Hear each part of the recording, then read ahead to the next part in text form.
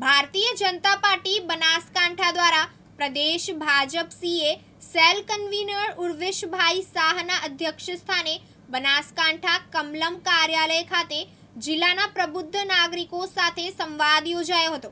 કાર્યક્રમની શરૂઆત જિલ્લા અને પ્રદેશના આગેવાનોએ દીપ પ્રાગટ્ય અને વંદે માતરમના ગાન સાથે કરી હતી। ભાજપ જિલ્લા અધ્યક્ષ કૃતિસિંહ વાઘેલાએ જણાવ્યું હતું કે વર્ષ 2025નું બજેટ વિકાસલક્ષી બજેટ છે। આપણા વડાપ્રધાને ગરીબ અને મધ્યમ વર્ગના લોકોને વધુમાં વધુ રાહત મળે તે અંગે વિશેષ ધ્યાન રાખ્યું છે। બજેટમાં પહેલીવાર ઇન્કમ ટેક્સમાં 12 લાખની છૂટ આપી છે। પ્રધાનમંત્રી ધન ધાન્ય કૃષિ યોજના કૃષિ જિલ્લાઓના વિકાસ કાર્યક્રમ હેઠળ ઓછી ઉત્પાદકતા, મધ્યમ પાકની તીવ્રતા અને સરેરાશથી ઓછા ધિરાણ પરિમાણો ધરાવતા 100 જિલ્લાઓને આવરી લેવામાં આવશે, જેનો લાભ 1.7 કરોડ ખેડૂતોને મળશે। સરકાર તુવેર, અડદ અને મસૂર પર ધ્યાન કેન્દ્રિત કરીને 6 વર્ષનું કઠોળમાં આત્મનિર્ભરતા અભિયાન શરૂ કરશે।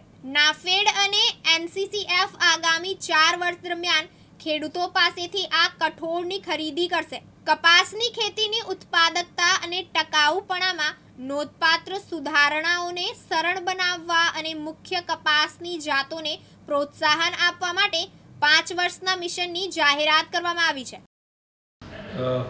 હાલમાં દેશના નાણામંત્રી શ્રી નિર્મલા સીતારામનજીએ જે બજેટ પ્રસ્તુત કર્યું છે એ ચારે દિશામાં વિકાસને વેગ આપનારું છે।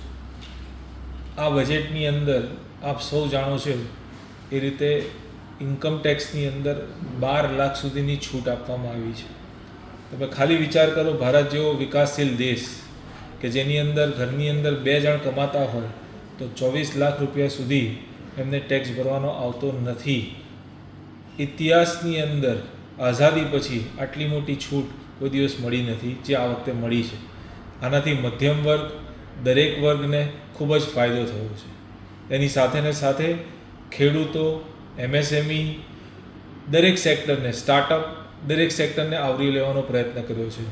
એક એવો સમય પણ હતો જે ભારતે જોયો છે કે જેની અંદર ઇન્ડિયાની અંદર ઇન્કમ ટેક્સ રેટ 97.5% ઇમરજન્સીના સમયે લાગેલો હતો, જે વિશ્વમાં સૌથી વધારે છે, જેની સામે આજે 12 લાખ સુધી તમારે કોઈ ટેક્સ ભરવાનો આવતો નથી। ખાસ કરીને ખેડૂતો, યુવાનો અને ઉદ્યોગો એને પણ એટલું જ મહત્ત્વ આપવામાં આવ્યું છે। એમએસએમઈની ડેફિનેશનમાં ફેરબદલ કરવામાં આવ્યો છે।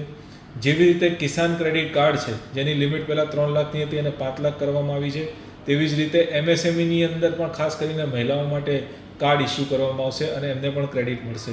એટલે ઉદ્યોગોને પણ પ્રોત્સાહન મળે, યુવાનોને પ્રોત્સાહન મળે, એટલા માટે સ્ટાર્ટઅપ માટે 10,000 કરોડનું અલગથી ફંડ બનાવવામાં આવેલું છે। એટલે આ આવનારા 2047 સુધીના રોડમેપની અંદર એક ભાગ તરીકે આ બજેટ પ્રસ્તુત કરવામાં આવ્યું છે, જેને આખા દેશે સ્વીકાર્યું છે, આવકાર્યું છે અને ઉત્સાહથી બધા ફરીથી ભારતને 2047 સુધી વિકાસશીલમાંથી એક ડેવલપ નેશન તરફ લઈ જવા માટેનો પૂરેપૂરો પ્રયાસ આમાં થયો છે। જેની અંદર માર્ગદર્શન જે આપણા યશસ્વી પ્રધાનમંત્રી જે એનડીએને લીડ કરે છે એમના માર્ગદર્શન અંદર મેડમે બહુ જ સારું બજેટ આ વખતે પ્રસ્તુત કર્યું છે। સાહેબ, આપનો પરિચય કીધો? ઉર્વેશ શાહ, ચાર્ટર્ડ એકાઉન્ટન્ટ છું, સીએસએલ કન્વેનર છું પ્રદેશની અંદર, ગુજરાત પ્રદેશ ભાજપની અંદર સીએસએલ કન્વેનર છું ત્રીજી ટર્મથી। દિનેશ ઠાકોર, દિવ્યાંગ ન્યૂઝ, બનાસકાંઠા।